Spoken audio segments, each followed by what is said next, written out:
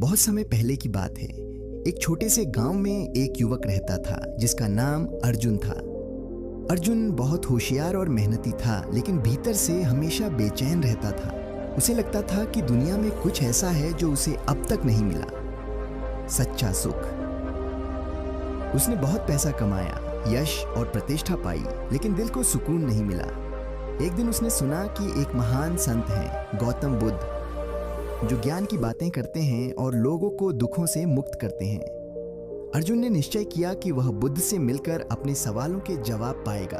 अर्जुन बुद्ध के आश्रम पहुंचा। वहां का वातावरण बहुत शांत था, पेड़ पौधे, पक्षियों की चहचहाहट और साधुओं का मौन ध्यान। बुद्ध उस समय वृक्ष के नीचे ध्यान में बैठे थे। अर्जुन ने उनके पास जाकर प्रणाम किया और कहा, भगवान, मैंने सब कुछ पा लिया, धन, मान, परिवार, लेकिन अंदर से मैं खाली हूँ।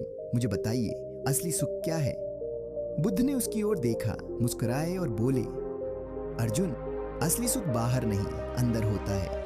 लेकिन इसे समझने के लिए तुम्हें अपने भीतर की यात्रा करनी होगी। क्या तुम तैयार हो? अर्जुन ने सहमति में सिर हिलाया। एक दिन एक व्यक्ति बुद्ध के पास आया और उन्हें बहुत बुरा भला कहा। वह चिल्लाया, अपशब्द कहे, लेकिन बुद्ध शांत बैठे रहे। जब वह थक गया तो बुद्ध ने शांति से पूछा, यदि कोई व्यक्ति आपको कोई उपहार देना चाहे लेकिन आप उसे न लें तो वह उपहार किसका रहेगा? वह व्यक्ति बोला, देने वाले का। बुद्ध मुस्कुराए बोले, ठीक वैसे ही तुमने मुझे जो क्रोध और अपशब्द दिए, मैंने उन्हें नहीं लिया, वे तुम्हारे ही पास हैं। अर्जुन ने पूछा, इसका क्या अर्थ हुआ?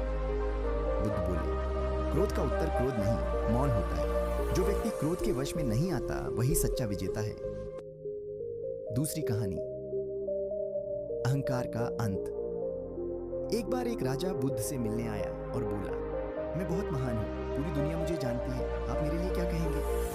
बुद्ध ने एक प्याला मंगवाया और उसमें पानी डालते गए। जब पानी गिरने लगा तो राजा ने कहा, प्याला भर गया है। बुद्ध बोले, ठीक उसी तरह तुम्हारा मन भी अहंकार से भर गया है। जब तक अहंकार रहेगा, ज्ञान उसमें प्रवेश नहीं करेगा। खाली होना सीखो, विनम्र बनो। अर्जुन ने सिर झुकाया। उसे समझ आ गया कि उसके अंदर भी अहंकार था, कि वह सब जानता है, सब कर सकता है। तीसरी कहानी, वर्तमान में जीना सीखो। एक बार एक व्यक्ति चिंता में डूबा हुआ बुद्ध के पास आया। वह अपने भविष्य को लेकर डरा हुआ था। बुद्ध ने उसे एक उदाहरण दिया। यदि कोई व्यक्ति जंगल में चले जा रहा हो और अचानक शेर आ जाए तो वह 2 रस्सियों से लटकता है, ऊपर रस्सियां और नीचे खाई। फिर वह देखता है कि 2 चूहे, काला और सफेद, धीरे धीरे रस्सी को कुतर रहे हैं, और तभी वह देखता है कि उसके पास एक शहद की बूंद गिरती है। बुद्ध ने पूछा, अब बताओ, उस व्यक्ति को क्या करना चाहिए? वह व्यक्ति बोला, मुझे नहीं पता। बुद्ध बोले, शेर, तुम्हारा अतीत, खाई, भविष्य और रस्सी तुम्हारा जीवन। काला और सफेद चूहा, दिन और रात, वे जीवन को धीरे धीरे खत्म कर रहे हैं, लेकिन उस क्षण में जो शहद की बूंद है वही वर्तमान है। यदि तुम उसका स्वाद नहीं लोगे तो पूरा जीवन डर और चिंता में बीत जाएगा। अर्जुन का आत्मबोध।